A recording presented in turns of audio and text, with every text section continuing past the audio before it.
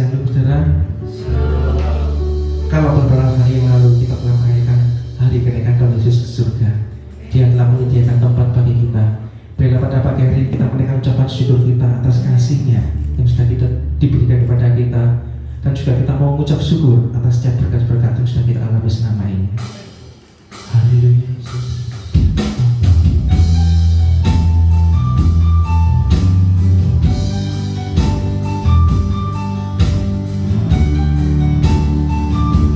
Ini pengakuan yang ada di dalam Kami memuji-Mu.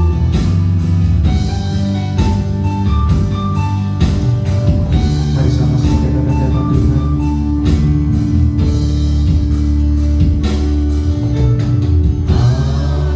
Alam semesta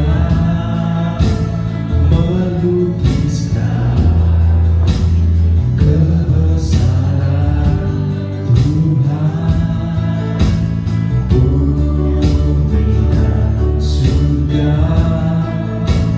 menyanyikan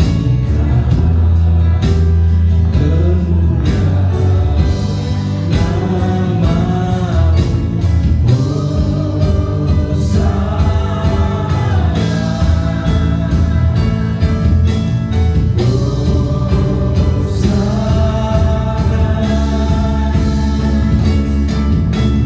Layak dipuji disembah, Kaulah yang bertata, dulu sekarang dan selamanya.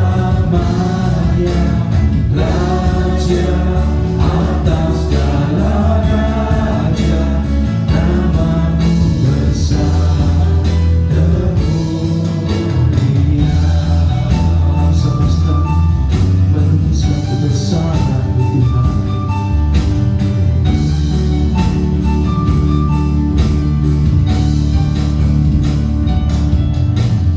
Alam semesta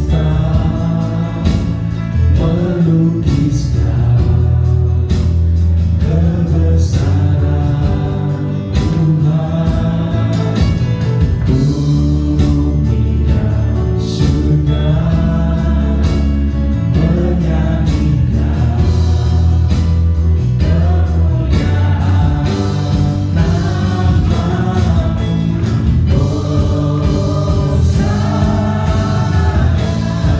Hosana,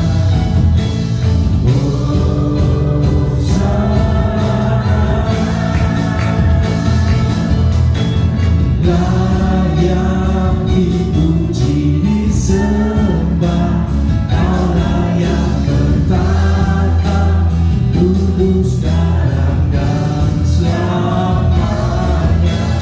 Raja atas segala raja, nama-Mu besar dan mulia. Layak dipuji, layak dipuji disembah, Kaulah yang bertata, dulu sekarang dan selamanya. Kaulah Raja atas segala raja, nama-Mu besar Tuhan, besar dan mulia. Layak dipuji. Mari kita berdiri bersama-sama dengan pujian penyembahan kita kepada Tuhan. Sudah banyak yang bertahta di atas pujian penyembahan kita. Haleluya Yesus. Atas segala raja, nama-Mu besar dan mulia.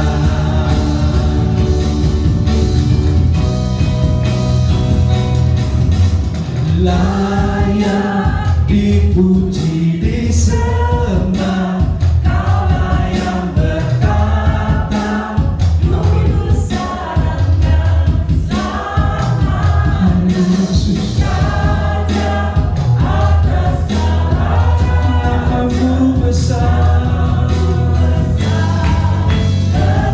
layak dipuji disembah.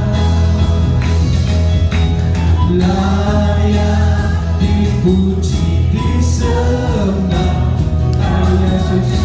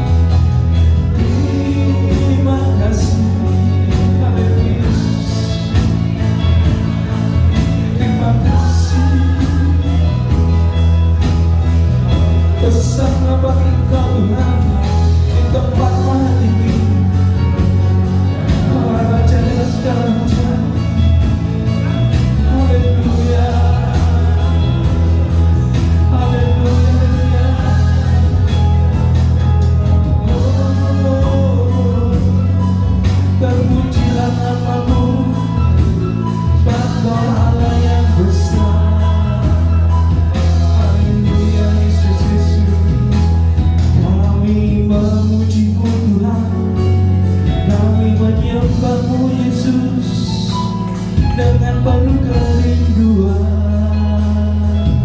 Haleluya, haleluya, haleluya Yesus. Glory, glory, haleluya. Terima kasih ya Tuhan. Ini cepat syukur kami depan Kau Tuhan. Kami akan percaya Tuhan, Kau punya rencana indah setiap kehidupan kami Tuhan. Ketika Engkau meninggalkan kami naik ke surga Tuhan, Kau sudah memberikan jaminan bahwa tempat tersedia bagi kami di sana Tuhan. Sehingga suatu saat kami tiba saatnya Tuhan, kami boleh bersama-sama dengan Engkau Tuhan. Terima kasih Tuhan. Bila setiap kami hadir pada saat itu Tuhan, yang serahkan kerinduan kami, setiap pujian, setiap penyembahan, terlebih untuk setiap pendengaran firman Tuhan. Kami akan percaya Tuhan, itu akan senantiasa menguatkan kami. Sukacita akan menghibur kami, sukacita akan melawat kami Tuhan. Sehingga kami pulang ke tempat ini Tuhan, kami boleh memperoleh kekuatan yang baru, pengharapan yang baru Tuhan. Terlebih lagi kami bertumbuh serupa dengan Engkau Tuhan. Kami sambut ibadah kami pada pagi hari Tuhan yang kepada Yesus Kristus. Haleluya, amin. Tetap berdiri saudara, siap memuji nama Tuhan saudara. Biarlah saat kita hadir tempat ini kita membawa pujian hanya untuk kemuliaan namanya. Haleluya.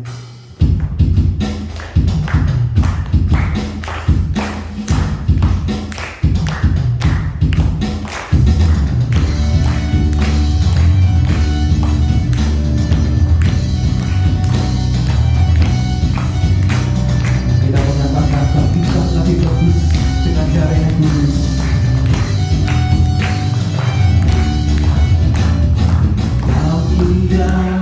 Tapi tebus dengan darah yang kudus, mengangkat pujian bagimu, kami bagi kudusmu,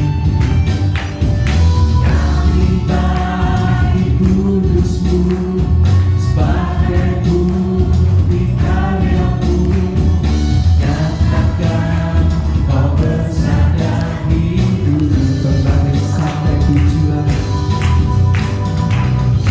berlari sampai tujuan. Tuhan, mendapatkan mahkota kekal. Kami terima kuasa-Mu Tuhan, kami terima kemenangannya. Engkau sediakan untuk kami bawa di setiap langkah. Dimanapun kami berdiri, kemanapun kami kan pergi, di situ pasti mujizat-Mu terjadi. Haleluya.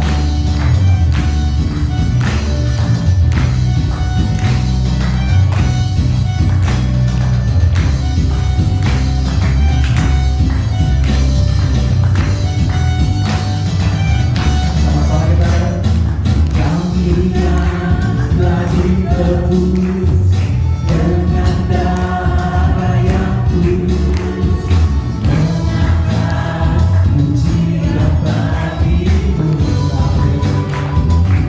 Ini puji karya Tuhan, sebagai bukti karya-Mu, nyatakan Kau besar dan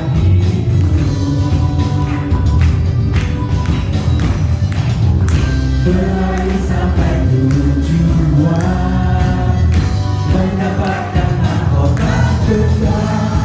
Kami terima kuasa-Mu Tuhan, kami terima kemenangannya. Engkau sediakan untuk kami bawa di setiap langkah. Dimanapun kami berdiri, kemanapun kami kan pergi, mujizat-Mu terjadi. Haleluya. Kami terima kuasa-Mu, kami terima kuasa-Mu Tuhan, kami terima kemenangannya. Engkau sediakan untuk kami bawa di setiap langkah. Amin. Dimanapun kami berdiri, kemanapun kami kan pergi, di situ pasti mujizat-Mu terjadi. Mujizat-Mu terjadi, di situ pasti mujizat-Mu terjadi. Haleluya. Di situ pasti, di situ pasti mujizat-Mu terjadi.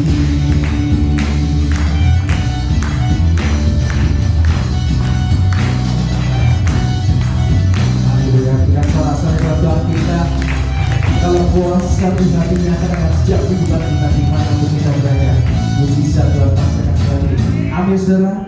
Pada dasar ini kita mau satukan suara kita, bahwa Engkau adalah kekuatan kami. Haleluya.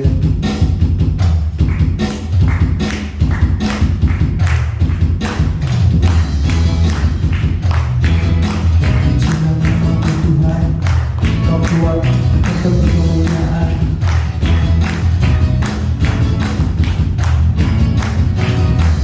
Terpujilah nama-Mu Tuhan, Kau buat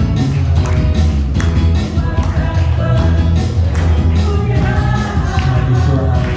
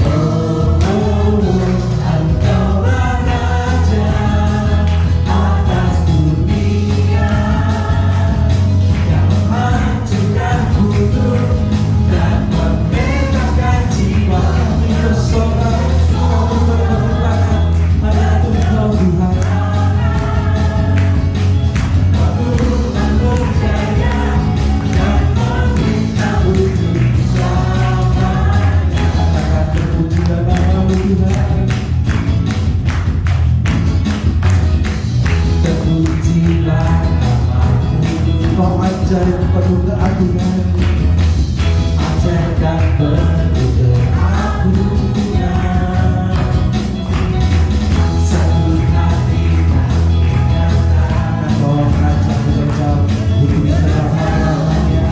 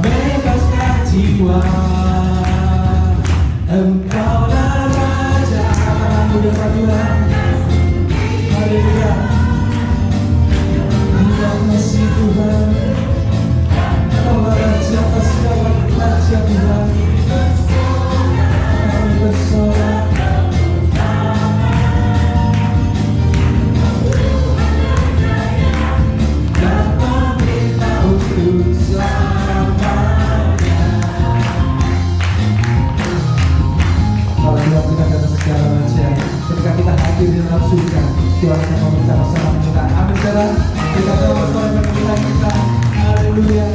Sekarang itu saudara. Sungguh Allah kita adalah Allah yang luar biasa. Segala sesuatu yang kita pikirkan, Tuhan sudah sediakan untuk setiap kebutuhan bagi kita.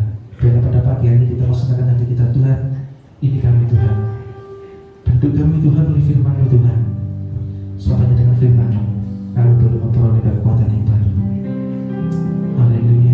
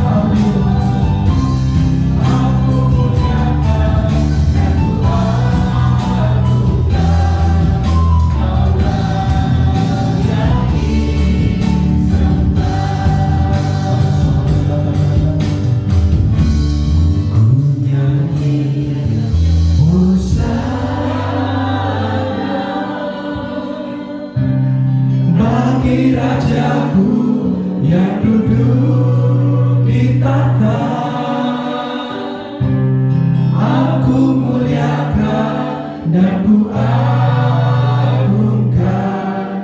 Kau layak disembah. Katakan sekali lagi, ku nyanyi Hosana, ku nyanyi Hosana bagi Rajaku yang duduk di tahta. Kau layak disembah. Aku muliakan dan ku agungkan, Kau layak disembah. Kau layak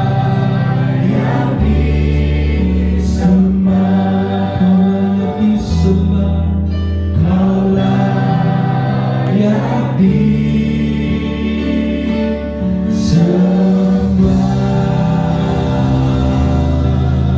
Haleluya Yesus. Saudara Tuhan bisa maju ke depan.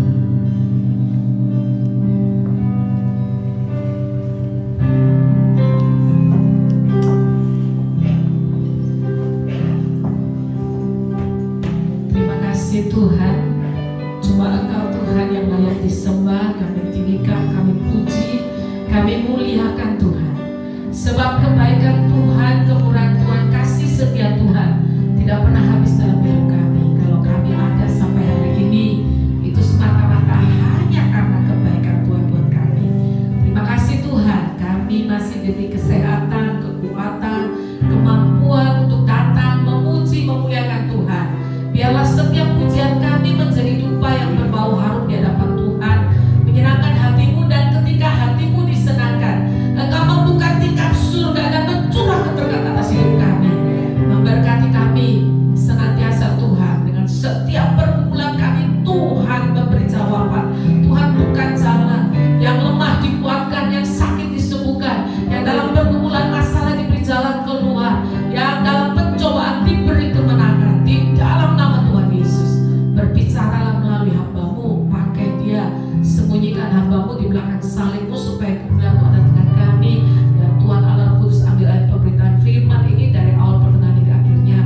Berkati WL Singers, para pemain musik semua, para penerima tamu semua yang sudah ambil bagian pelayanan hari ini, hamba-Mu yang menyampaikan firman, kami semua yang menerima firman, semuanya diberkati oleh Tuhan. Ketika kami pulang, kami menjadi pribadi yang sudah diubahkan untuk menjadi baru. Terima kasih Tuhan, bekerjalah ya Roh Kudus, di dalam nama Tuhan Yesus kami sudah berdoa. Haleluya. Amin. Silakan duduk. Shalom Bapak Ibu yang dikasih oleh Tuhan. Bagaimana kabarnya hari ini? Tuhan Yesus baik, amin. Puji Tuhan. Ya, hari Kamis yang lalu kita sudah merayakan hari kenaikan Tuhan, dan sebelum Tuhan naik ke surga, ya, Tuhan berpesan kepada murid-muridnya supaya mereka jangan meninggalkan Yerusalem. Loh, mengapa? Karena mereka semua bukan orang Yerusalem, mereka orang Yudea, ya. Dan Tuhan berpesan, tunggu di Yerusalem, nantikan janji Bapa. Sebab itu selama 10 hari, setiap hari mereka berkumpul dan berdoa, ya. Dan tradisi yang baik dari gereja Bethel Tabernakel, kita ada doa 10 hari. Di sini sudah ada belum? Nah, berarti nanti tahun depan atau mulai besok. Itu bagus, apalagi kalau jemaat masih kecil. Ya, kita bisa berkumpul bersama-sama, berdoa kalau ada pergumulan masalah, ya. Kita berdoa. Memang, ya, janji Bapa sudah digenapi, yaitu Roh Kudus sudah dicurahkan. Betul. Ya. Dan kita sudah percaya Tuhan, sudah terima Tuhan sebagai Tuhan dan Juru Selamat pribadi. Kita sudah dimeteraikan, ya, dengan Roh Kudus, betul. Tetapi ada baiknya juga, ya, kita bergumul selama 10 hari, ya. Jadi di gereja kita di Surabaya itu ada doa apa? Kalau doa hari biasa itu yang datang paling banyak 30. Begitu sudah doa 10 hari, 100 yang datang. Kemarin 100, hari pertama 80, hari kedua 100, nih hari ketiga ini kayaknya banyak. Jadi saya menyediakan konsumsi 125, tapi saya udah pesen, kayaknya nambah, bikin 150 konsumsinya, ya. Dan itu menjadi kesempatan yang bagus. Jadi saya bikin list, suami saya Pak Daniel bilang gini, Pak Gembala dia bilang, nih kamu boleh ke Papua tapi urus dulu jadwal gitu saudara ya. Jadi saya kan asistennya Gembala, mengurus jadwal. Jadi setiap tahun itu saya berdoa bergumul, Tuhan tahun ini temanya apa? Tahun ini temanya apa? Jadi kita buat tema selama 10 hari itu berkenaan dengan Roh Kudus ya, dengan pekerjaan Roh Kudus ya. Lalu saya buat tema selama 10 hari dan menentukan siapa-siapa yang melayani. Jadi semua penatua yang kita menilai punya kemampuan dan kerohanian yang baik dijadwalkan di situ. Ya. Lalu saya buat lagi jadwal konsumsi, pelayanan konsumsi. Ya. Jadi waktu saya sharing itu belum 1 jam sudah tertutup itu konsumsi selama 10 hari. Ya, jadi saya buat peraturan konsumsinya ini boleh pilih yang sederhana, misalnya mie goreng, nasi goreng, besoknya lagi bihun goreng gitu, nggak apa-apa. Nasi bakmo yang gampang-gampang, dan nggak boleh sendiri, mesti berdua atau bertiga. Wah puji Tuhan, ya senang. Dan saya melihat, waduh yang datang doa kemarin 100 orang Pak yang doa, hari ini pasti lebih, ya. Mungkin 150 ini yang datang doa karena saya wajibkan. Jadi kita di Surabaya itu pelayan Tuhannya ada 100. Ya. Jadi kayaknya kalau kita ibadah itu sebagian itu pelayan Tuhan. Gak apa-apa, semua saya kasih kesempatan melayani. Ya, karena ini zaman kasih karunia anugerah. Semua dilibatkan dalam pelayanan. Wah, puji Tuhan, semua semangat pelayanan. Ya. Jadi saya buat pengumuman semua pelayan Tuhan wajib hadir. Yang saya tahu pelayan Tuhan saja 100 tuh. Jadi di absen. Wah, semua rajin datang. Semoga sesudah ini tetap rajin ya. Karena kalau enggak hari doa 10 hari ya, karena kita juga ada online ya. Jadi kadang mereka tidak datang doa di gereja tapi mereka online ya. Jadi kalau saya hitung memang 100 lebih ya online dengan yang hadir gitu ya. Tapi maksud saya ini kesempatan yang baik. Ya, saya mau kasih saran sama Ibu Gembala, mungkin tahun depan kan kita doa 10 hari gitu ya. Misalnya kalau ada konsumsi yang sederhana, misalnya makan itu kolak, ya, kan belum banyak ya toh.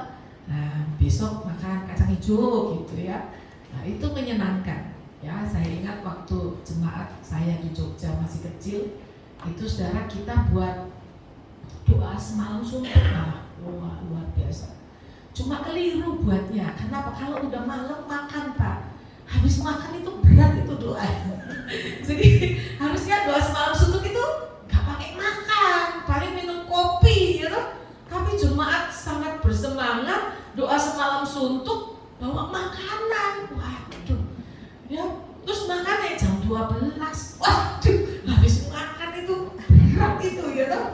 Jadi keliru strateginya, keliru ya toh, salah ya. Mestinya doa semalam suntuk bawa itu aja, pisang goreng ambil apa? Jahe, betul, kopi ya toh.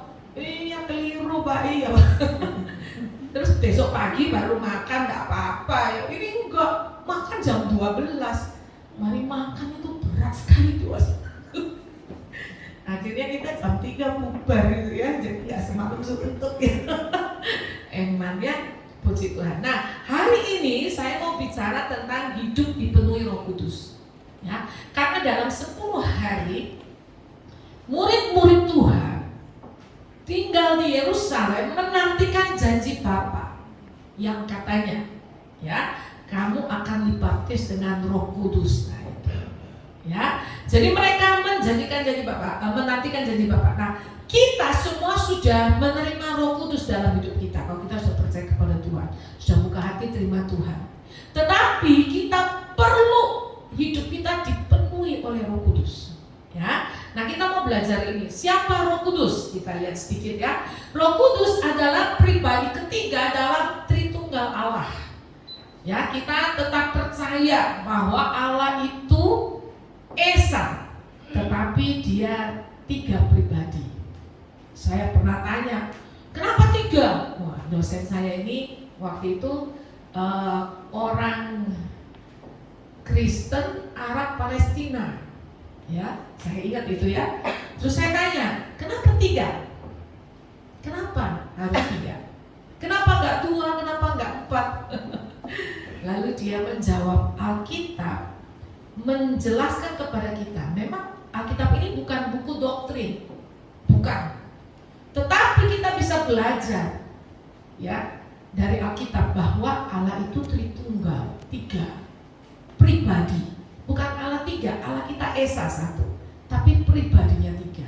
Ya. Nah, Roh Kudus adalah pribadi ketiga yang kita kenal dalam Allah Tritunggal. Ya. Roh Kudus kekal karena dia Allah, dia kekal. Ya. Mungkin 1 ayat saja kita melihat indikasi bahwa Roh Kudus itu Allah dan dia terlibat dalam penciptaan. Yuk kita buka Kejadian 1. Mari kita. Ini baru pendahuluan ya. Saya bisa khotbah 3 jam ini. Bagaimana? Amin. Lapar beneran bro nanti ya toh. Oke. Kejadian 1 kita baca sama-sama. 1, 2, 3. Pada mulanya adalah salah itu Yohanes 1 ya.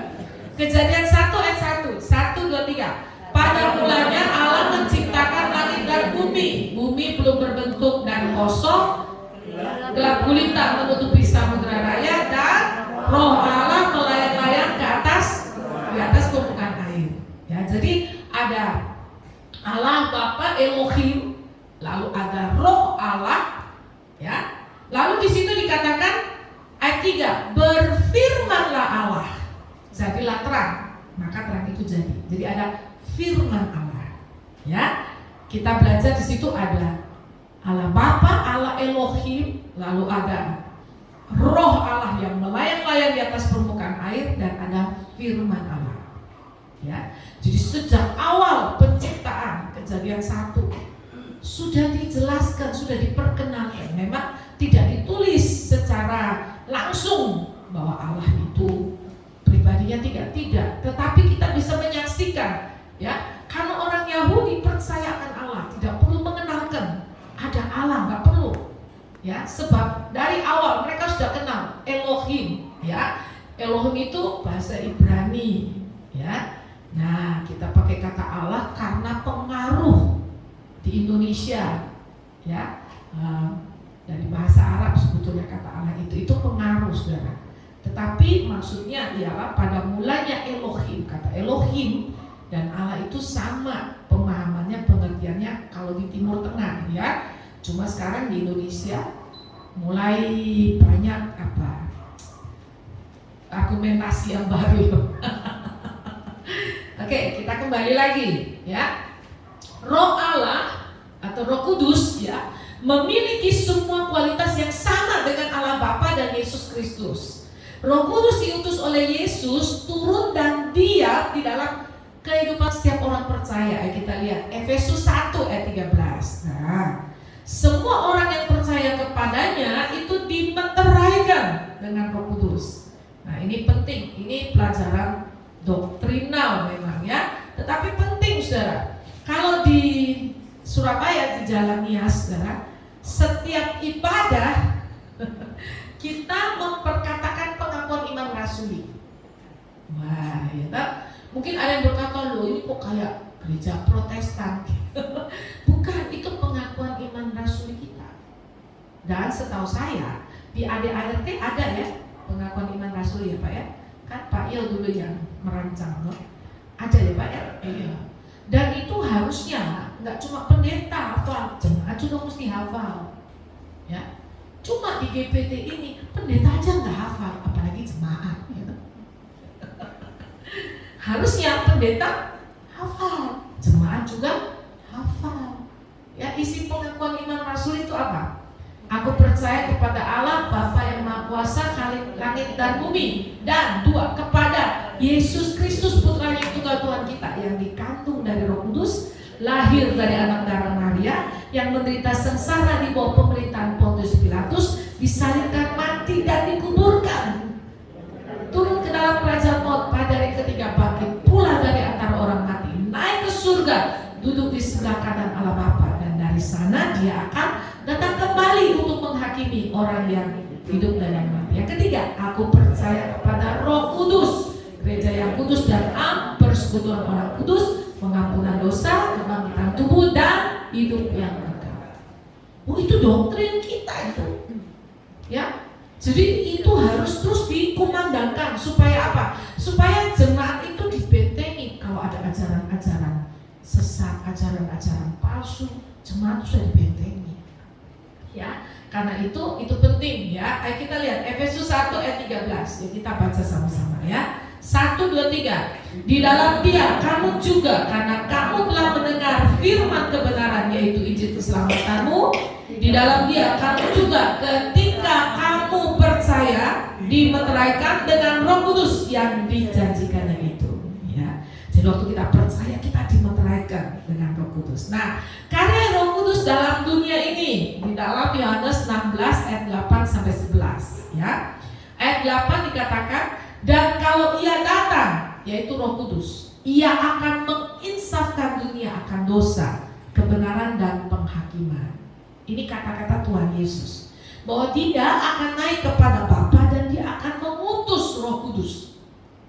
Kita sudah merayakan kenaikan Tuhan ya. Tuhan naik untuk apa? Salah satunya ialah untuk mengutus Roh Kudus. Kalau Tuhan nggak naik, Roh Kudus nggak turun. Loh, Roh Kudus selama ini ada nggak di dunia? Ada, tetapi Dia belum mendiami orang percaya. Nanti peristiwa Pentakosta yang minggu depan kita rayakan, yaitu peristiwa Roh Kudus dicurahkan, Roh Kudus diberikan kepada orang-orang percaya. Waktu itu murid-murid yang ada di loteng atas Yerusalem, Roh Kudus turun dalam bentuk lidah-lidah api, turun ke atas mereka, dan mereka dipenuhi Roh Kudus. Ya, mereka mengalami dibaptis sekaligus dipenuhi, sekaligus mereka mendapatkan karunia-karunia. Nah itu, mereka bisa berbahasa yang lain, itu bahasa manusia, saudara ya.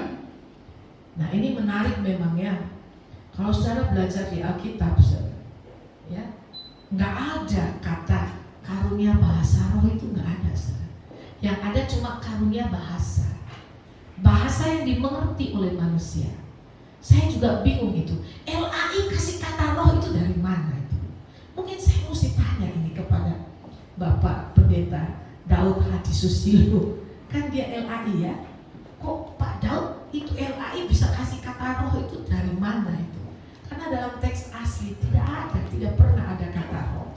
Adanya kata bahasa. Dan bahasa itu bisa dimengerti oleh manusia. Ya, seperti itu. Tapi loh Bu, kalau misalnya saya lagi berdoa, lalu saya penuh Roh Kudus dan saya keluar kata-kata, lo nggak apa-apa, silakan. Ya, silakan. Mungkin itu kata-kata yang diberikan oleh Roh Kudus, saya nggak mengerti. Ya, jadi silakan, saya nggak masalah. Karena saya juga, ya, tahun 87, waktu saya ikut retret, saya ingat, waktu itu yang melayani Pak Ruben Adi, ya, dia masih mahasiswa teologi ya. Jadi saya kenal dia dari masih mahasiswa, masih muda. Lalu saya ingat waktu itu, saya berdoa, saya berdiri, saya bilang, Tuhan, saya minta tanda kalau Tuhan suruh saya sekolah teologi sekarang, saya minta tanda. Jadi waktu saya berdoa, tiba-tiba saya dapat karunia bahasa. Saya bicara nggak tahu bicara apa, saya nggak tahu ngomong apa, saya nggak tahu. Tapi saya ngomong, tapi saya tahu yang saya mau ngomong, terima kasih Tuhan, Engkau baik, Engkau besar, maha besar, Engkau maha kuasa. Tapi yang keluar tuh bahasa yang lain, saya nggak tahu bahasa apa. Ya, saya ingat itu. Terus besoknya lagi saya berdoa lagi, Tuhan kalau betul Tuhan mau saya kuliah teologi, kasih saya tanda itu, saudara.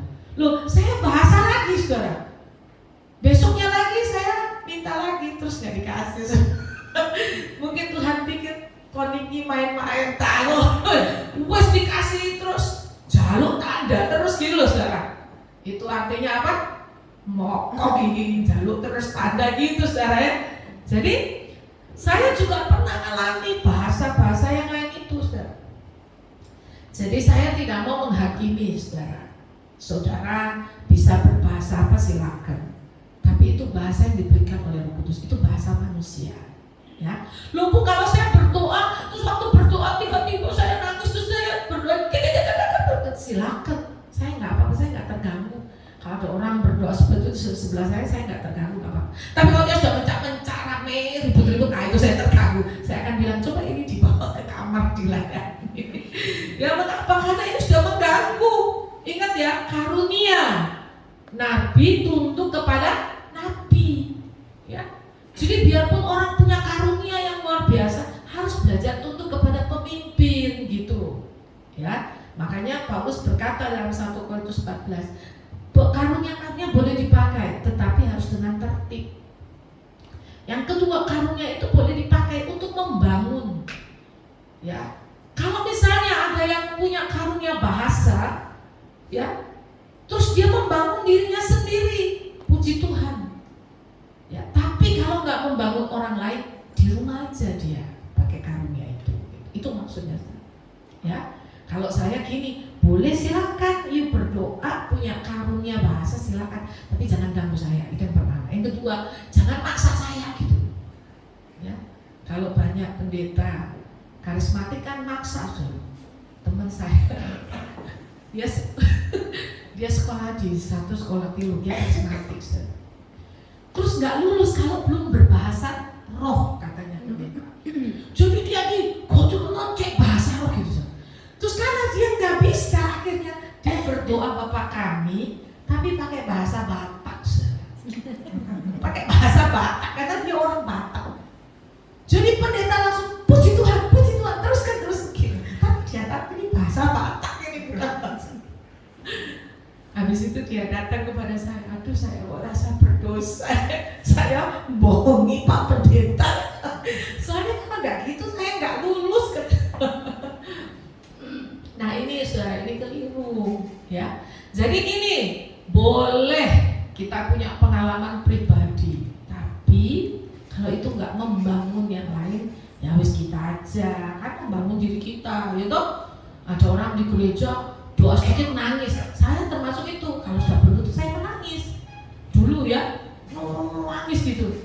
Lo kalau nangis sih diem nggak apa-apa. Lo nangis teriak-teriak gitu, yo nanti dibawa aja keluar, kita layani sendiri. Ya betul nggak? Karena itu mengganggu. Nah puji Tuhan. Jadi gini saudara, ya apakah gini, kalau misalnya ada yang berbahasa roh, ada yang berbahasa yang lain karunia, lalu ada yang menerjemahkan. Nah itu berarti membangun semua. Ya, jadi yang penting itu tertib. Dua, membangun yang lain. Ya, nah waktu kita percaya kepada Tuhan, Roh Kudus itu diutus oleh Yesus turun dan sekarang dia diam di dalam kita. Kita dimeteraikan dengan Roh Kudus. Meterai itu artinya jaminan. Ya, misalnya saya beli tanah atau apa, tapi saya punya surat, itu jaminan. Artinya apa yang saya beli itu tidak akan hilang karena ada jaminannya. Sama juga dengan keselamatan kita. Ya, kalau ada Roh Kudus dalam diri kita, Roh Kudus jadi jaminan. Artinya kalau kita mati, kita pasti masuk surga. Mengapa? Ada jaminan, yaitu ada Roh Kudus dalam hidup kita. Nah sekarang kita lanjutkan karya Roh Kudus dalam dunia. Dikatakan kalau Ia datang, Ia akan mengisahkan dunia akan dosa, kebenaran dan penghakiman. Akan dosa karena mereka tetap tidak percaya kepadaku, akan kebenaran karena aku pergi, Tuhan Yesus pergi kepada Bapa, dan murid-murid tidak melihat Tuhan lagi. Akan penghakiman karena penguasa dunia ini telah dihukum. Ya, kita lanjut. Karya Roh Kudus dalam orang percaya secara cepat. Yang pertama, memeteraikan orang percaya. Efesus 1 ayat 13. Ya, kita sudah lihat. Yang kedua, membaptiskan orang percaya ke dalam keluarga Allah. Jadi kalau ini nama gerejanya apa? Eklesia, keluarga Allah. Bagaimana kita bisa masuk dalam keluarga Allah secara rohani? Kita mesti percaya kepada Yesus. Waktu kita percaya, kita dibaptiskan. Ya, kita dilahirkan kembali menjadi keluarga Allah. Secara fisik kita beribadah bersama di sini sebagai satu keluarga Allah. Ya, lalu Roh Kudus juga memenuhi orang percaya. Memenuhi artinya memimpin dan mengontrol kehidupan orang percaya. Sebab itu Roh Kudus itu penting banget deh dalam hidup kita. Ya, biarpun saya sudah punya gelar doktor, jujur kalau nggak ada Roh Kudus saya nggak bisa, nggak mampu saya. Roh Kudus lah yang memberi kita kemampuan dalam hidup ini ya, Bapak Ibu jujur aja ya, banyak hal yang terjadi dalam hidup kita. Ya, tambah putiran kita tambah mengerti. Kita nggak bisa kalau sendiri, nggak mampu. Ya. Banyak hal kita udah pertimbangkan, udah rencanakan. Wah kalau saya pergi, saya berdagang, dapat untung, dapat ini. Tapi jujur di dalam perjalanan hidupnya bagaimana? Iya, banyak hal yang terjadi di luar perkiraan kita. Dan ternyata ada banyak hal juga yang gak bisa kita kontrol semuanya. Gak bisa. Saudara, kalau anak-anak masih kecil disuruh apa nurut, kalau udah gede gimana? Oh, gak bisa. Apalagi sudah menikah, tambah gak bisa, betul gak? Kalau anak kita laki-laki, dia dengar kata istri. Anak kita perempuan, dia takut sama suami. Waduh ya. Jadi dalam hidup ini banyak hal saudara yang terjadi. Nah, kita perlu Roh Kudus ya. Roh Kudus juga menghibur orang percaya. Jujur saudara, kalau kita mengalami kedukaan, kehilangan, ya, biar manusia coba hibur kita. Ya, nggak bisa kalau nggak Roh Kudus yang menghibur kita. Betul. Dan ketika Roh Kudus menghibur kita, Roh Kudus bisa beri kita kekuatan, kemampuan, sehingga kita bisa menghadapi hal-hal dalam hidup. Jujur saudara, waktu papa saya dipanggil Tuhan, dalam hati saya, waduh saya mungkin nggak mampu ini kalau papa saya dipanggil Tuhan. Tapi Roh Kudus beri saya kemampuan. Gitu. Jadi sekarang saya tahu di dalam hidup ada banyak hal bisa terjadi dalam hidup saya, termasuk saya bisa kehilangan orang-orang yang saya kasih. Tapi saya tahu ada Roh Kudus yang pasti akan menolong saya, tidak pernah tinggalkan saya. Jadi saya percaya Roh Kudus pasti menolong saya, ya, memberi saya kemampuan, menghibur, ya, memberi pengertian, menguatkan orang percaya, dan banyak lagi, ya. Nah sekarang hari ini khotbah saya, nah ini baru masuk khotbah, yaitu hidup yang dipenuhi oleh Roh Kudus, ya. Cepet kok ya, saudara, jangan khawatir ya. Mari kita membuka di dalam Efesus pasal yang kelima ayat 18, ya. Ayo. Efesus pasal 5 ayat 18. Sudah dapat? Yuk kita berdiri bersama. Ya, Efesus 5 ayat 18 kita baca bersama-sama. Ya. 1, 2, 3. Dan janganlah kamu mabuk oleh anggur, karena anggur menimbulkan hawa nafsu, tetapi hendaklah kamu penuh dengan Roh. Amin. Silakan duduk, ya. Oke. Tapi cepet kok saudara ya. Nah, kalau kita belajar, dikatakan begini, dan janganlah kamu mabuk oleh anggur. Sebetulnya saudara dalam bahasa Yunani itu begini saudara, terjemahannya yang lebih bagus ya. Jadi dia berkata atau dan ya, berhentilah kamu dimabukkan oleh anggur. Ya. Mengapa? Karena ternyata sampai hari itu jemaat Efesus masih ada yang hidupnya apa? Dikuasai oleh anggur. Ayo jujur, siapa di sini pernah minum anggur? Ayo, ada? Ya, ada?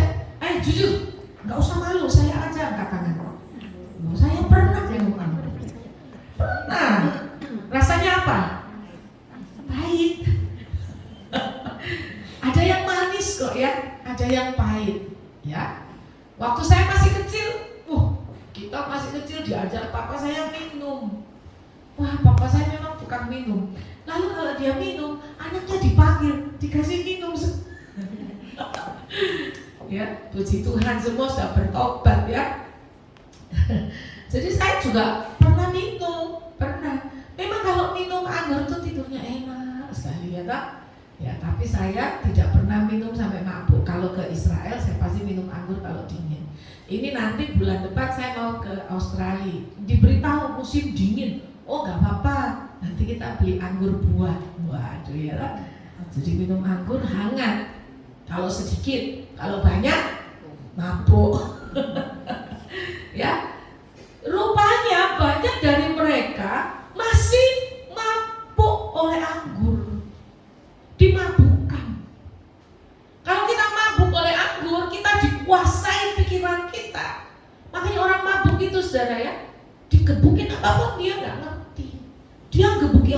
juga dia nggak sadar gitu.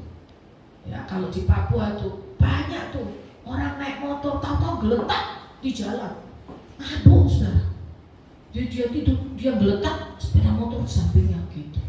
Jadi saya suka gini, kita tolong itu kasihan, jangan kok, gak usah. Ibu kalau tolong malah bahaya katanya gitu ya. Jadi banyak, tapi puji Tuhan di kampung di mana kita bikin sekolah dulu banyak orang mabuk, sekarang sudah berkurang. Ya, satu kali ada orang mabuk datang gitu, ya, terus dia mau palak kita, terus guru saya bilang saya pendeta, langsung dia sadar, oh tidak jadi, minta maaf. Saya pernah main di partai hall, di hall Tekan, lalu ini orang mabuk datang. Saya tanya, dari mana? Dari Kupang. Loh, dari Kupang kok berani malak saya? Bukan kamu kok yang punya tanah ini. Aduh, kasihan, mama kasihan. Saya bilang, dia minta uang, saya bilang, saya pendeta. Terus langsung dia bilang, ya sudah mama, 10.000 aja. Ya, nggak sadar, nanti kalau dia sadar dia malu, saudara. Nah itu kalau dikuasai oleh anggur, ya. Tetapi sebaliknya, nah dia berkata begini, teruskanlah kamu dipenuhi dengan Roh Kudus. Kata dipenuhi atau penuh itu dipakai kata pleroste dalam bahasa Yunani. Arti dasarnya mengisi, membuat penuh, mencapai akhir, atau menyelesaikan sesuatu yang telah dikerjakan.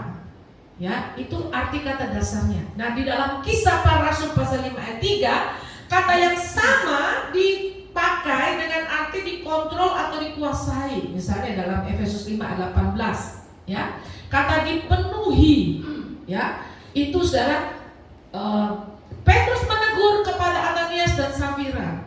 Ananias, mengapa hatimu dikuasai? Itu dipakai kata yang sama oleh iblis. Ya.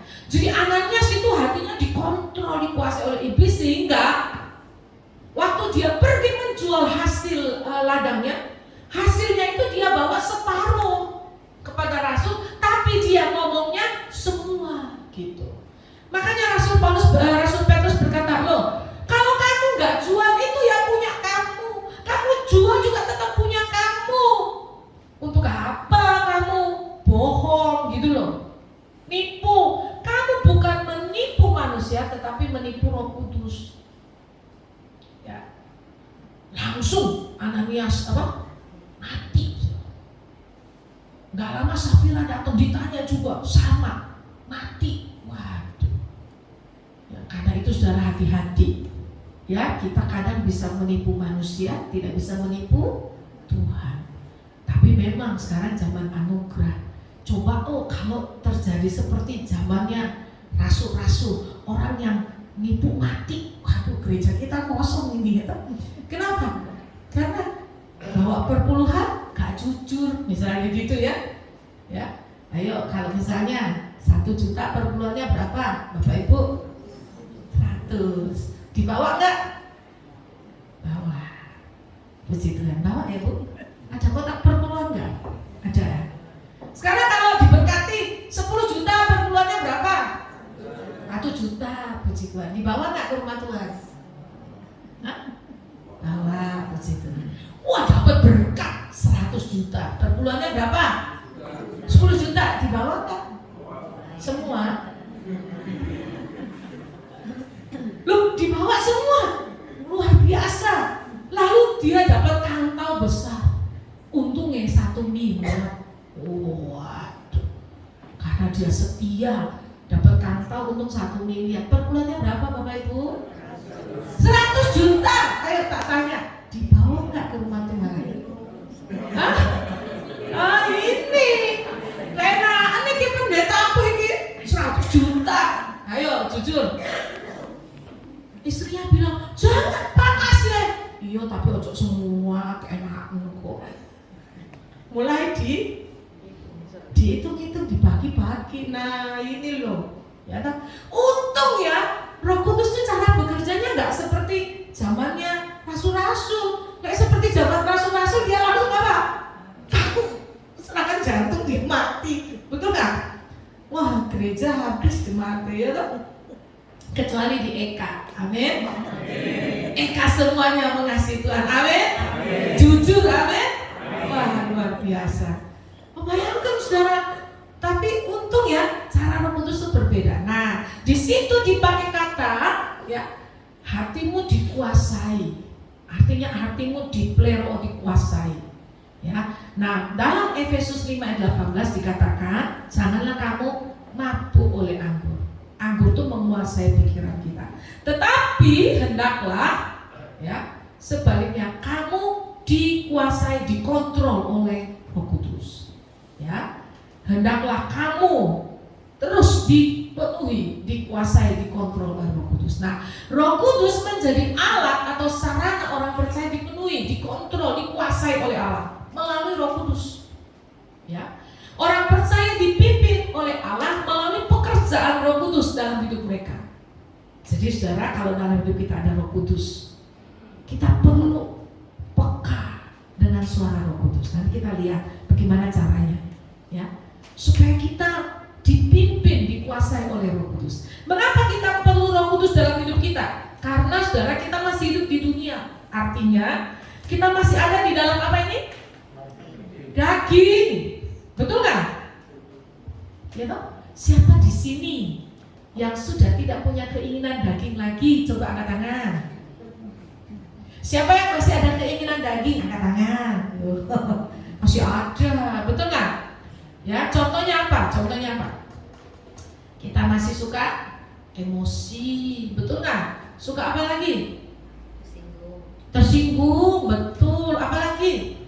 Kita masih suka makan rawon, betul nggak? Iya toh? Iya toh? Makan durian, ya.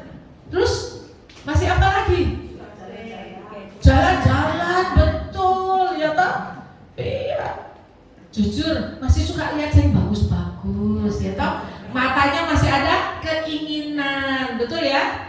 Asal jangan suka lihat istrinya orang, nggak boleh, atau suaminya orang, ya toh?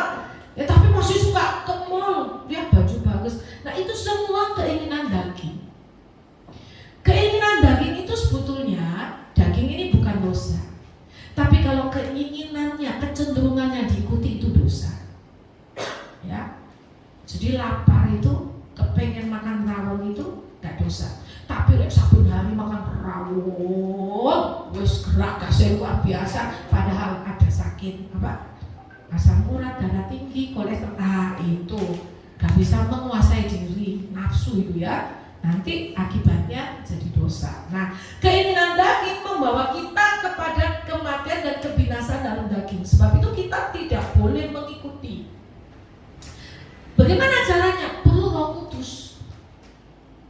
Ya Tuhan, ini mau marah, gak tahan mau marah. Langsung ingat, ada siapa? Roh Kudus. Ya Tuhan, ya Tuhan, dari Yesus, Tuhan Roh Kudus tolong saya gitu. Siapa di sini sudah tidak pernah marah lagi? Siapa yang masih bisa marah? Oh, saya masih. Saya nyetir gini ya, disalib, sah. Dalam hati saya, kurang ajar orang ini. Mau tak kebutin, waduh tidak boleh, mesti menguasai diri. Jadi saya, ya Tuhan tolong saya. Ya, karena apa? Kita masih manusia. Nah, perbuatan daging menurut Galatia 5 ayat 19 sampai 21 dikatakan telah nyata, yaitu apa? Satu percabulan. Ya, kita masih gampang berpikir hal-hal yang kotor, yang jahat, ya. Kecemaran, cemar tuh, termasuk merokok, cemar saja. Hawa nafsu, nafsu itu nafsu apa ya? Makan itu juga ternyata hawa nafsu. Makanya dibilang kalau besar hawa nafsumu, nafsu makanmu, taruh apa? Pedang, gak pisau, pedang di lehermu. Ya toh? Lalu apa? Sihir. Itu loh kita masih suka baca. Show apa aku tahun ini ya? Dibaca. Ya toh, anak-anak muda itu suka apa? Baca bintangnya, iya, horoskop. Nah itu juga sihir itu ya, pas. Perseteruan, perselisihan, ribut satu dengan yang lain, iri hati, Saya pikir lama, sekarang saya mengerti. Mengapa dalam 10 perintah Tuhan yang terakhir itu jangan mengingini. Itu bicara hati. Kalau berzina, apa itu kan sudah melakukan. Kalau mengingini gimana?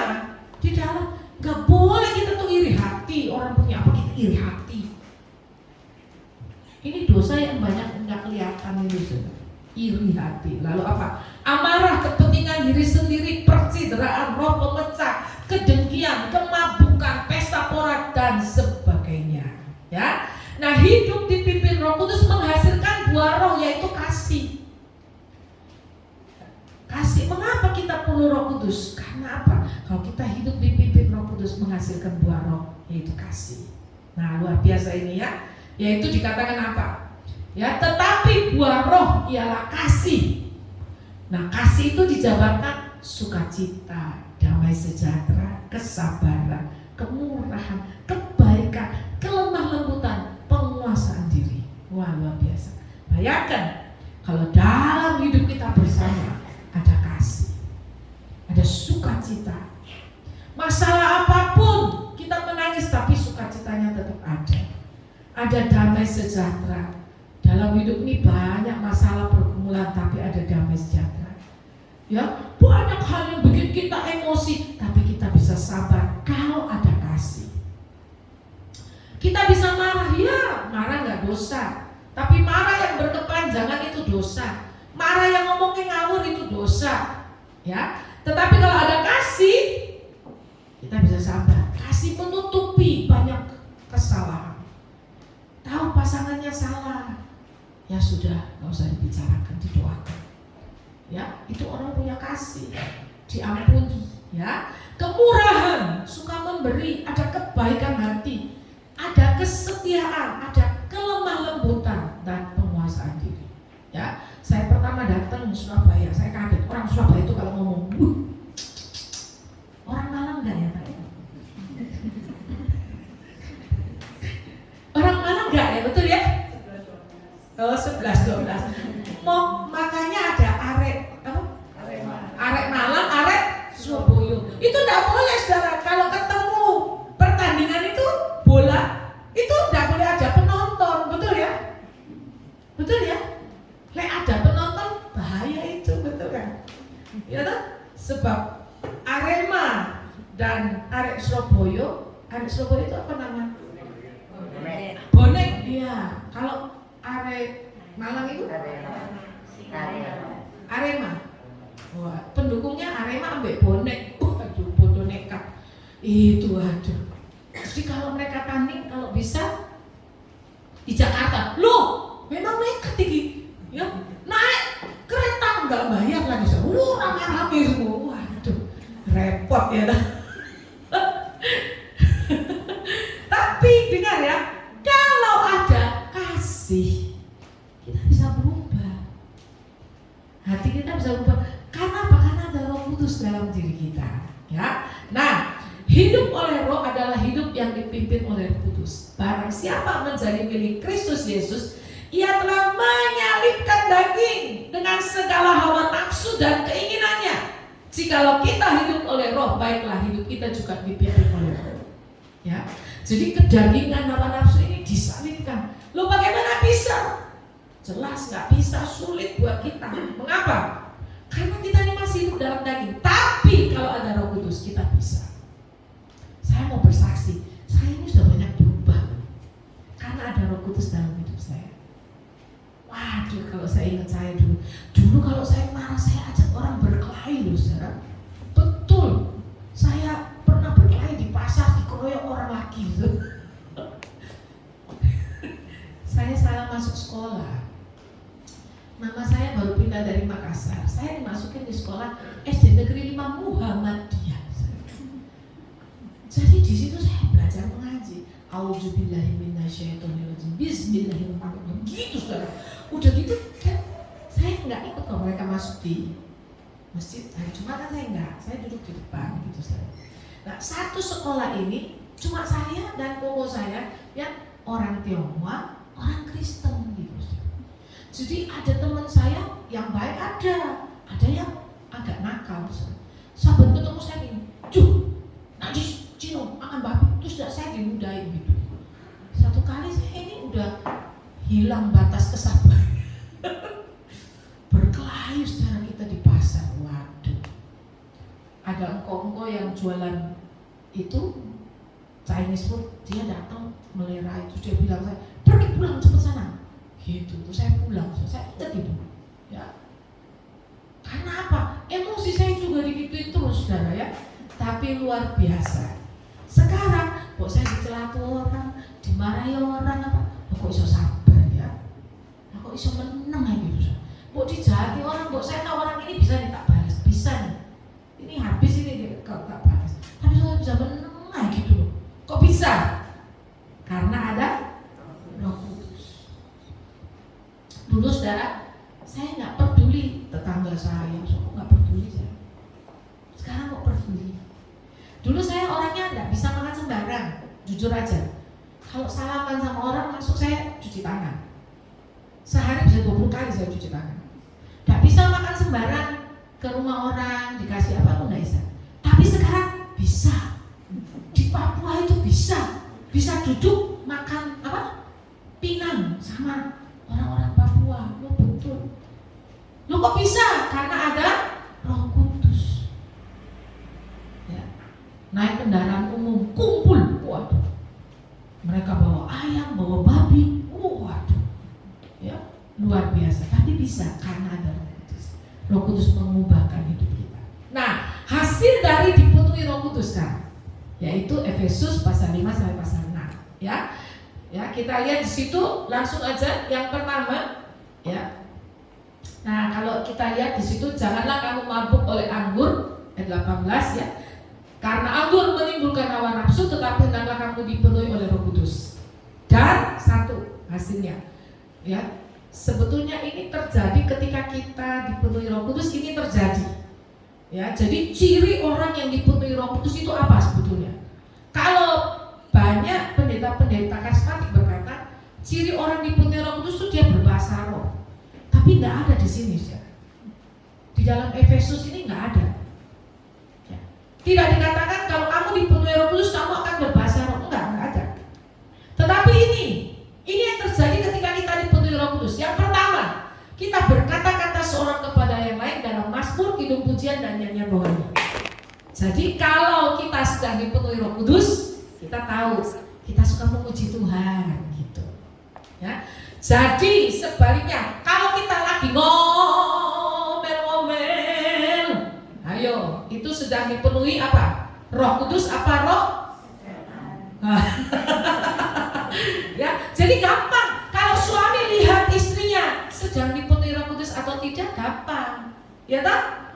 Mulutnya apa? Memuji Tuhan atau ngomel-ngomel. Jadi saya mau beritahu ibu-ibu, kalau lagi ngomel, langsung lihat kaca.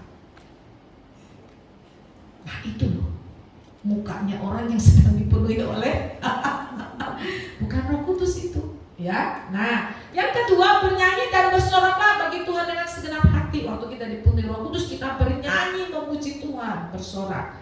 Yang ketiga, ucaplah syukur senantiasa dalam segala sesuatu dalam nama Tuhan kita Yesus Kristus kepada Allah dan Bapa kita. Jadi orang yang dipenuhi Roh Kudus, cirinya yang ketiga itu dia mengucap syukur. Keadaan apapun yang terjadi dia mengucap syukur. Ya, lalu yang keempat, nah ini, rendahkanlah dirimu seorang kepada yang lain dalam takut akan Tuhan. Jadi ciri orang yang dipenuhi Roh Kudus itu dia rendah hati, dia merendahkan diri. Ya, nah ini penting. Jadi kalau ada orang, misalnya dia bisa bahasa roh terus dia jadi sombong rohani, wah saya khawatir itu roh api itu yang masuk, betul kan? Ya, karena orang yang rohani dia semakin merendahkan diri. Lek pepatah orang dulu yang berkata, sing waras itu ngalah, gitu loh. Ya toh, sing waras. Nah, jadi sing kamu ngalah itu gak waras ngono ya toh. Ya, saya juga kadang emosi ngono. Wah, iki ayam maksud. Terus tangan tak pikir, waduh, aku ini tidak sedang dipenuhi dipenuhi Roh Kudus, ini aku ini sedang dipenuhi kedagingan, ini kayak emosi. Jadi wes ngalai. Jadi saya ngomong suami saya waktu pemilihan kemarin dulu, wes lah, ya Allah nih, ya sudahlah biarin, biar tanggung jawab dewi sampai Tuhan. Tuhan lo nggak tutup mata. Jujur aja saudara, sebetulnya ya emosi ya, dizolimi gitu. Emosi saudara, kita kan merasa loh, tapi saya mau saksikan ya, Tuhan tuh bela saya tuh luar biasa. Saya menikah sama Pak Daniel, dia anak paling kecil, sekalipun dia jadi gembala, anak paling kecil saudara. Jadi dalam tanda petik saya dibully habis oleh kakak-kakak IP saudara. Betul. Tapi saya pikir biarin terserah dia, urusan sama Tuhan. Tapi saya punya prinsip, saya tetap melayani Tuhan, tetap maju. Loh Tuhan loh menyatakan pembelaan dalam hidup saya. Makanya saya percaya Pak Yohanes juga paling kecil ya Pak, disulit. Oh Tuhan pasti bela, amin. Sampai hari ini bukankah Tuhan membela kita? Betul, saya melihat itu pembelaan Tuhan dalam hidup saya. Jadi saya berani berkata, ya, kalau kita penuh Roh Kudus, kita merendahkan diri. Nah, ini penerapannya, ya. Ini bagus ini. Ayo, slide selanjutnya, ya. Ayo, ketika istri dipenuhi oleh Roh Kudus, mana istri-istri? Angkat tangan. Ayo, mana istri-istri? Angkat tangan. Yang tinggi, yang tinggi. Iya, sip. Ketika istri-istri dipenuhi oleh Roh Kudus, maka istri-istri akan tunduk kepada suami. Karena kata tunduklah itu kata yang sama dipakai dengan kata rendahkanlah dirimu. Hupotasso, berada di bawah. Ya. Jadi ketika istri penuh Roh Kudus, istri tunduk, bukan tanduk. Jadi istri-istri, kalau engkau sedang melawan sama suamimu, berarti kamu sedang tidak dipenuhi oleh Roh Kudus, tapi Roh Kudus. Ya, jadi istri-istri, kita butuh Roh Kudus untuk bisa tunduk. Kalau jujur ya, saya juga kan istri. Banyak yang dilakukan suami enggak masuk di akal kita. Betul ya? Betul ya? Kok kayak gitu? Karena rasanya ya gini saudara, ini contoh saudara, satu saya contoh ya. Ini kalau minggu depan nih saya mau berangkat misalnya, suami saya bilang ini, nih sebelum berangkat khotbah dulu pagi, siang, sore gitu. Terus saya berangkat. Ntar saya pulang hari Sabtu, kan udah capek. Dia bilang, karena baru pulang khotbah pagi, siang, sore gitu. Dalam hati saya kok gak pengertian ya. Dikira istrinya ini robot apa gak bisa capek. Loh memang suami saya gak pernah berpikir kalau saya itu bisa capek. Anak-anak saya juga gak pernah berpikir kalau saya itu bisa capek, bisa sakit, bisa mati. Tapi bagaimana ya sudah. Karena suami saya berkata khotbah dulu pagi, siang, sore, ya saya tunduk. Saya tunduk. Cuma saya ketawa aja. Loh ya, aku ini juga bisa capek. Dia liatin, mosok capek, saya seger gini. Ya wis. Ya jadi istri tunduk. Kalau kau penuh dengan Roh, tunduk. Bagaimana supaya bisa tunduk kepada suami? Minta Roh Kudus memenuhi kita. Tanpa Roh Kudus enggak bisa kita tunduk kepada suami. Percaya nih. Ya toh? Apalagi kita cari duit lebih banyak dari suami. Apalagi pendidikan kita lebih tinggi dari suami. Ya toh? Ya kan? Jabatan lebih tinggi dari suami. Ya toh? Kita perlu Roh Kudus supaya bisa tunduk. Nah, selanjutnya suami sekarang. Mana suami-suami di sini? Coba angkat tangan. Ayo. Suami 1, 2. Yang lain tidak ada suami di sini. Sudah takut ini suami ini ya. Nah, hai suami, kasihilah istrimu. Mungkin suami-suami aja yang baca ya. Ayo coba suami-suami baca ayat ini. Ya, Efesus 5 ayat 25 ya, dibaca oleh suami-suami. 1, 2, 3. Hai suami, kasihilah istrimu sebagaimana Kristus telah mengasihi jemaat dan telah menyerahkan dirinya bagi. Ya, sampai situ aja. Ya, hai suami, kasihilah istrimu. Lalu sebagaimana Kristus telah mengasihi jemaat dan berkorban. Waduh. Kalau istrinya cantik kayak ibu gembala gini ya, suami berkorban. Coba istrinya ya gemuk kayak saya gitu, terus gemuk, terus apa? Cerewet, galak, ya kan? Suami bilang jangankan berkorban, aduh, aku pulang ya ini kayak pulang apa? Masuk ke kandang harimau, galak luar biasa misalnya, saudara. Ya, jujur, suami untuk bisa mengasihi istrinya apa adanya, gak bisa kalau tidak pertolongan Roh Kudus.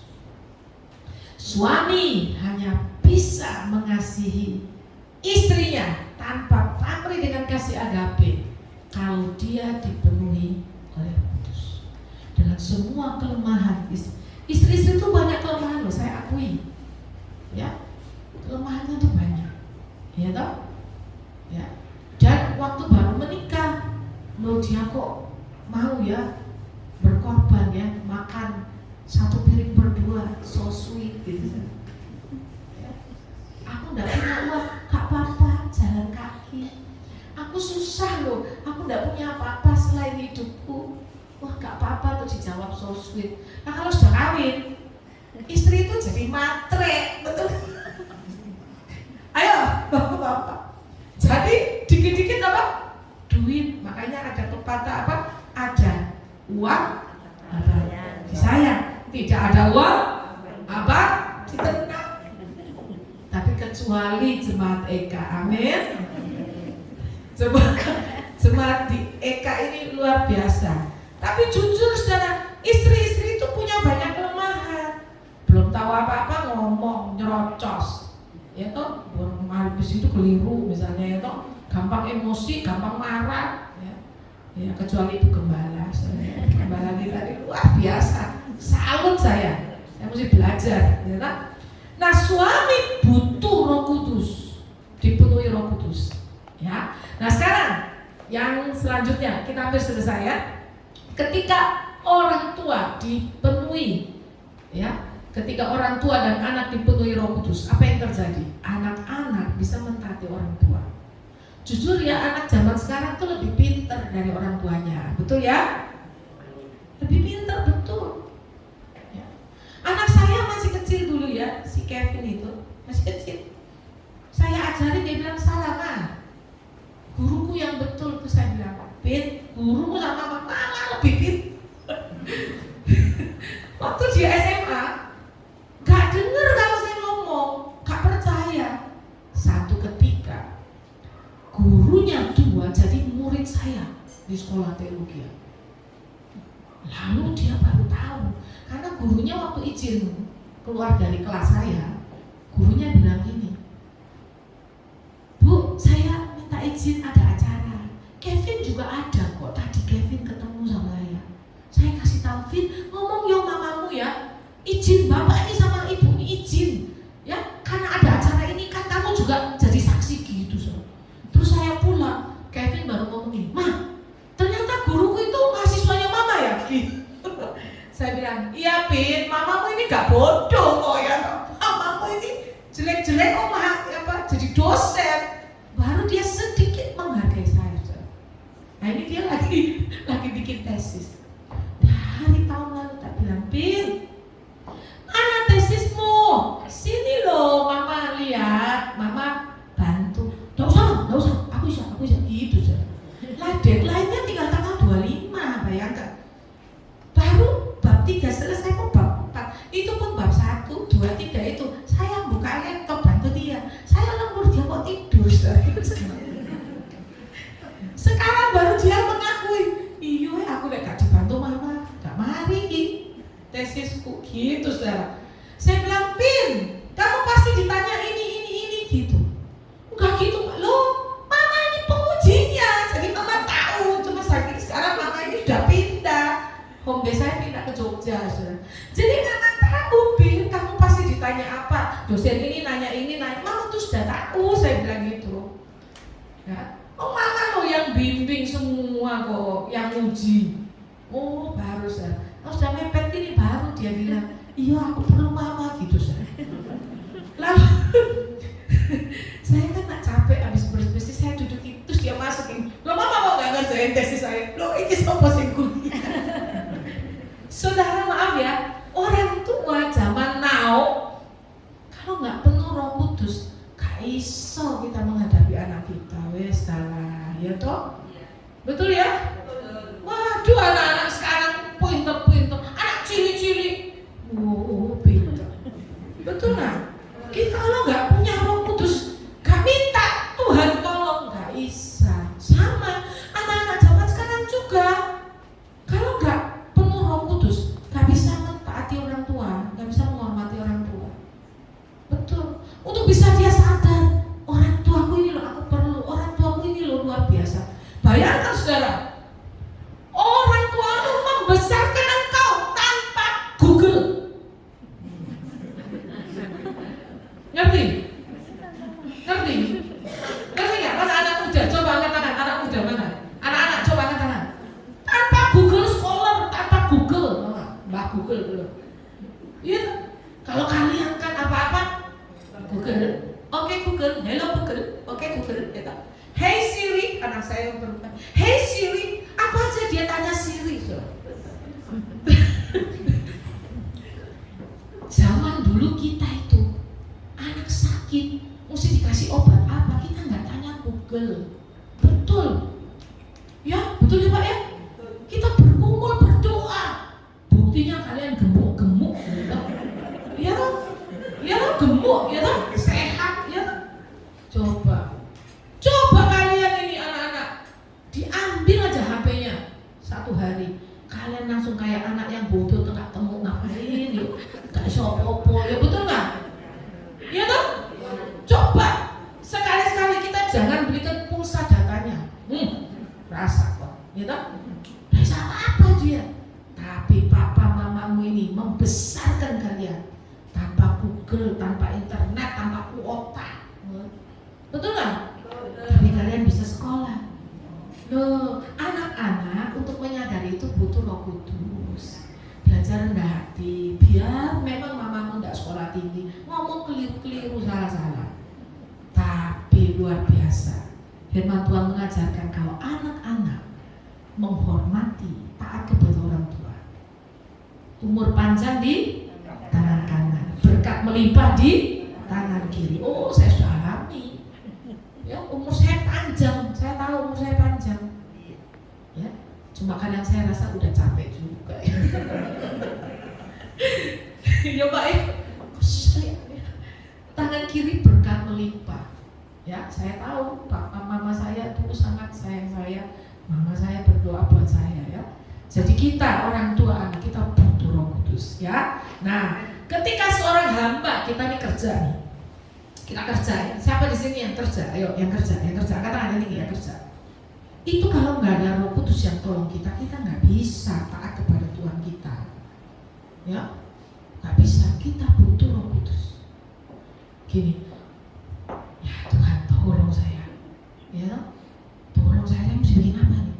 Ya, bikin ini salah, bikin itu salah. Minta Roh Kudus tolong kita, sehingga kita mampu mengerjakan tugas kita. Ya, kita bisa mentaati Tuhan kita di dunia ini. Begitu juga kalau kita jadi tuan-tuan. Ya, ayo slide selanjutnya. Kalau kita jadi tuan, kita juga butuh dipenuhi Roh Kudus. Kalau enggak, ini orang kerja kita pecati terus semua, enggak ada yang betah sama kita, repot, betul nggak? Iya toh? Mesti perlu. Saya kan jadi ketua yayasan, Ustaz. Kudu sabar. Guru saya ada 30 di Papua. Kudu sabar. Pengerja di gereja ada 100 dan belajar. Aduh, kalau nggak Roh Kudus tolong saya. Ya, kita butuh Roh Kudus. Ya, supaya apa? Supaya kita bisa ya menjadi seorang tuan yang baik, menjadi pekerja yang baik. Nah, ini yang terakhir. Ini betul terakhir. Ya, bagaimana cara dipenuhi Roh Kudus? Bagaimana?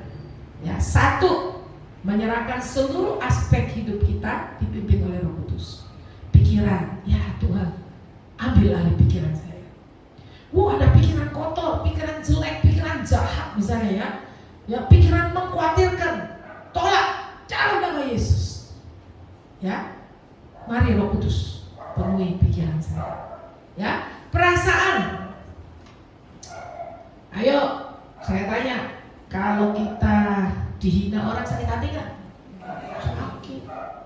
Sakit hati. Ya Tuhan Roh Kudus, ambil alih perasaan saya, kuasai. Kemauan kita. Kalau mau kita tuh banyak maunya, mata banyak keinginannya, serahkan supaya Roh Kudus ambil alih. Perkataan kita, minta Roh Kudus pimpin supaya saya ini ngomongnya jangan salah. Perbuatan kita, minta Roh Kudus ambil alih. Ya, menyerahkan. Setiap pagi bangun, serahkan hidupmu. Begitu kau sadar, serahkan hidupmu. Siang hari lagi masak, ingat ada orang itu kok jahat sama saya. Langsung ingat, serahkan pikiranmu. Ya, yang kedua berdoa. Doa, ya Tuhan tolong saya. Ya, karena itu tempel di mana-mana. Hendaklah kamu dipenuhi Roh Kudus. Ingat Roh Kudus. Panggil Roh Kudus. Berseru kepada Roh Kudus gitu. Minta Roh Kudus. Ya. Yang ketiga, baca firman. Baca Alkitab. Kita perlu baca firman Bapak Ibu. Ya, firman Tuhan ini harus dibaca, direnungkan supaya hidup kita diubahkan. Dan kita perlu mempraktekkan firman Tuhan. Nah, itu penting. Ya. Nah, kita memang masih ada peperangan melawan daging. Jangan mengikuti keinginan daging. Tolak dalam nama Yesus. Ya, biar pikiran hati kita dikuasai oleh Roh Kudus. Ya, mari kita tundukkan kepala bersama-sama. Pertanyaan saya untuk jemaat Tuhan mudah saja. Siapa di sini yang mau hidupnya dipenuhi oleh Roh Kudus? Ya, angkat tangan di hadapan Tuhan. Haleluya. Yang hidupnya di take over, take control oleh Roh Kudus. Ya, mari kita angkat tangan di hadapan Tuhan. Haleluya. Mari kita minta kepada Bapa di surga. Mari semua buka suara. Katakan, ya Tuhan. Ya Tuhan Allah Roh Kudus. Ini hidup saya. Saya perlu Engkau Tuhan dalam hidup saya. Ku perlu Engkau Tuhan. Aku tidak bisa hidup tanpa Engkau. Karena itu ya Tuhan Allah Roh Kudus. Mari ambil alih seluruh kehidupan saya. Saya menyerahkan pikiran saya di dalam nama Yesus, dipimpin oleh Roh Kudus. Saya menyerahkan perasaan saya di dalam nama Yesus, dikuasai oleh Roh Kudus. Saya menyerahkan keinginan, kemauan saya supaya dipimpin oleh Roh Kudus. Saya menyerahkan perkataan saya supaya Tuhan Roh Kudus ambil alih setiap perkataan saya. Dan juga saya menyerahkan perbuatan saya, baik tangan saya, kaki saya, apapun yang saya kerjakan, mata, telinga, panca indera saya, ke dalam penguasaan daripada Roh Kudus. Mari ya Tuhan Allah Roh Kudus, penuhi saya, ambil alih seluruh hidup saya, supaya hidup saya boleh menyenangkan hati Tuhan. Hidup saya boleh menjadi saksi Tuhan. Suami kepada istri, istri kepada suami, orang tua kepada anak-anak, kepada orang tua, hamba-hamba, tuan-tuan, semua menjadi saksi, sehingga orang di sekitar kita bisa melihat hidup kita dan mempermuliakan nama Tuhan. Haleluya, haleluya, haleluya. Ya Tuhan, Engkau melihat tangan-tangan yang sudah diangkat, yang rindu dipenuhi oleh Roh Kudus. Mari Tuhan, di dalam nama Tuhan Yesus, ambil alih seluruh kehidupan kami. Mari Tuhan Allah Roh Kudus, memenuhi kami, take control, ambil alih hidup kami, baik pikiran, perkataan, perbuatan, perasaan kami, kemauan kami, di dalam nama Tuhan Yesus. Mari Tuhan, kalau ada di dalam hati hidup kami dosa-dosa yang menghalangi kami untuk dipenuhi Roh Kudus, di dalam nama Tuhan Yesus, kami hancurkan segala dosa itu, kami serahkan kepada Engkau. Ampunilah kami berani Tuhan menyerahkan semua di dalam tangan Tuhan. Bekerjalah ya Tuhan. Terima kasih Bapa. Hamba berdoa Tuhan berkati Bapak Ibu Gembala di tempat ini, semua pergumulan kerinduannya, anak menantu cucu semua dipelihara jaga diberkati Tuhan, supaya dalam kehidupan Bapak Ibu Gembala menjadi berkat bagi kami semua. Terima kasih Tuhan, terima kasih. Hamba-Mu berhenti berbicara, biarlah Roh Kudus-Mu terus berbicara dalam hidup kami, di dalam nama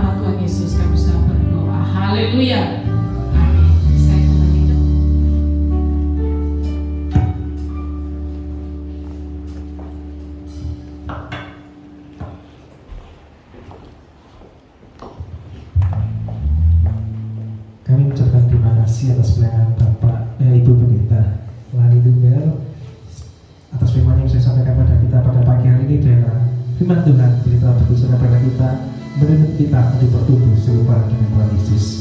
Pada kesempatan pagi hari ini kita juga memberikan persembahan buat Tuhan atas setiap berkat-berkat yang sudah dilimpahkan kepada kita. Segala puji, hormat juga syukur.